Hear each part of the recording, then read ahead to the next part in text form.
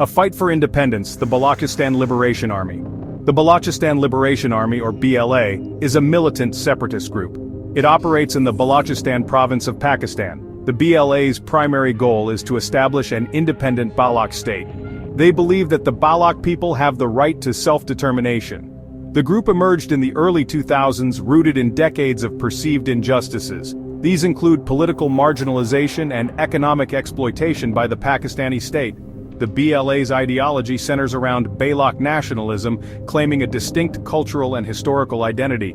They accuse the Pakistani government of suppressing Baloch culture and rights. The BLA's campaign for independence has been marked by violence, targeting Pakistani security forces and symbols of exploitation. Their tactics have drawn international condemnation but also support among some Baloch diaspora.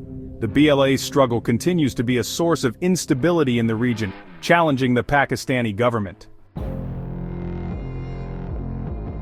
The BLA employs a range of tactics in their fight for independence. They primarily target symbols of Pakistani authority and economic interests. Common tactics include attacking military convoys and checkpoints using improvised explosive devices, IEDs. Beyond military targets, the BLA focuses on economic infrastructure, particularly the China-Pakistan Economic Corridor, CPEC. CPEC projects in Balochistan are seen as instruments of exploitation by Pakistan and China. The BLA's attacks aim to disrupt the project, deter foreign investment, and challenge the Pakistani government's claims of security. These attacks serve as propaganda victories, attracting recruits and garnering local support. The BLA's tactics have evolved, increasingly resorting to suicide bombings and attacks on civilians. This shift has been condemned by human rights groups and complicates the conflict further. The BLA's actions make finding common ground and achieving lasting peace even harder.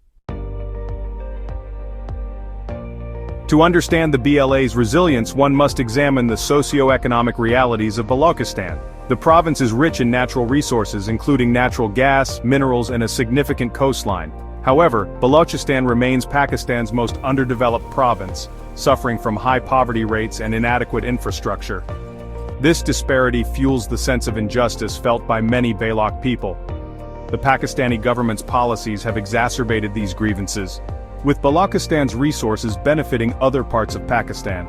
The province receives a disproportionately small share of the revenue generated from its resources.